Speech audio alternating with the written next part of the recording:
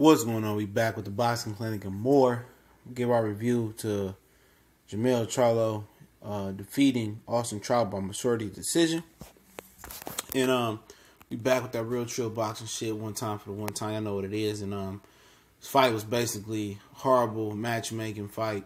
It was horrible. It was horribly placed on the Leo Santa Cruz Adam Marias 2 card.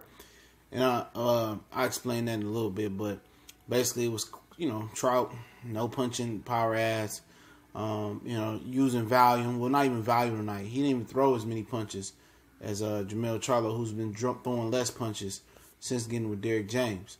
And Charlo landed the more effective, harder shots.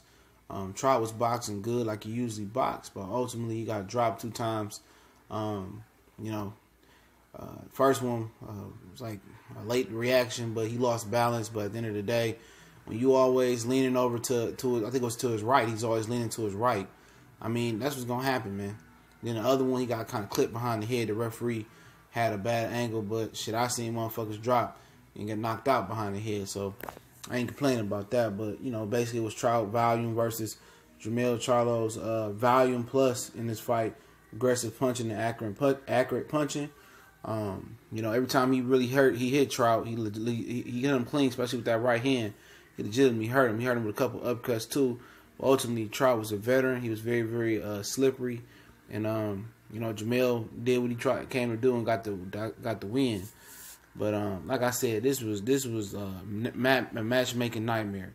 Whoever put this fight on this Leo Santa Cruz 2 card in Southern California for the quote unquote battle of LA, it was terrible. These fans wanted to see a war. And I understand they probably thought that Jermell Charlo was going to knock out the old veteran Trout. He had a lot of tread on them tires, less tread on them tires from being beat up by Canelo and by Lara. Then he got dropped by an Australian cat. Then he got beat up by Swift Hurd and got knocked out by him. And at the end of the day, they made Jermell look bad by putting this fight on his card, man. Ultimately with Trout.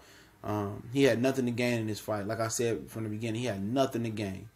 Anything and everything has been done to Austin Trout. Period. So he had nowhere but to go but down.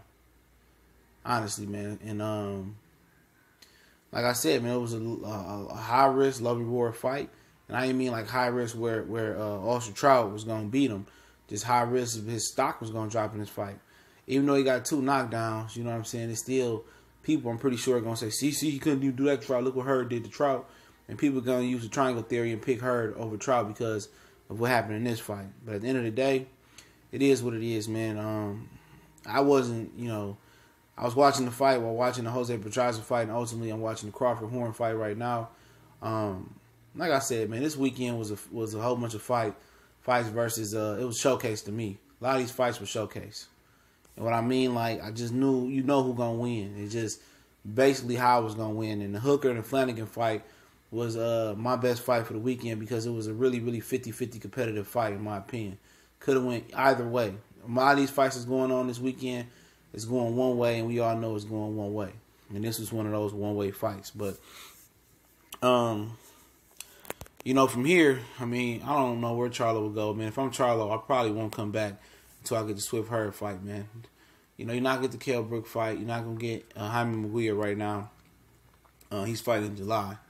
So, for Trout, I mean, I think he showed enough in his performance and enough juice in his body that he really not a rundown 32-year-old. He still got some juice left. Obviously, he failed another title shot. I don't know. He could bring a Briggs title shot versus Tony Harrison versus Tony Harrison, Julian J. Rock. Eventually, he could be a stepping stone back into the contender status versus Erickson Lubin, who's now training with Kevin Cunningham down in West Palm Beach, Florida. Broner, Tank Davis, Robert Richard Jr. as well, and I believe Richard Hitchison is down there training with Kevin Cunningham as well. Now, he's building a nice stable of fighters along with Devin Alexander and Vaughn Alexander. Shout out to Devin Alexander fighting Andre Alberto next weekend on the Carlos Ocampo Earl Spence card in Dallas, Texas. And for Jermell Charlo, man, ain't too many things there for 154. But Swift Hurd, he wants to stay at that weight class and dominate it. Any improvement he can make not just going for one punch tonight. A lot of times he looking for one punch to knock out Trout. One of the worst things that happened to him tonight was he was hitting Trout with that one punch and hurting him, but he ultimately couldn't knock him out. He needs to, unwind, stop being so tight, and let the punches flow like he was kind of with Ronnie Shields, and not just wind up looking for one big punch, but trying to outdo his brother, trying to outdo Swift Hurd. Ultimately bit him in his ass tonight, but he got the majority decision, which I didn't think, this fight was a draw, but it is what it is, man. So, shout out to Jermell Charlo for getting the win. He got some things to work on. Just basically use his jab a lot more. He underutilized his jab. He let Trout utilize his jab more than he did. But other than that, don't forget to check our links in the description. Facebook, Instagram, Twitter. We do some good work on there as well. If you want to donate with the PayPal, links in there as well. Appreciate it. On to the next. We gone.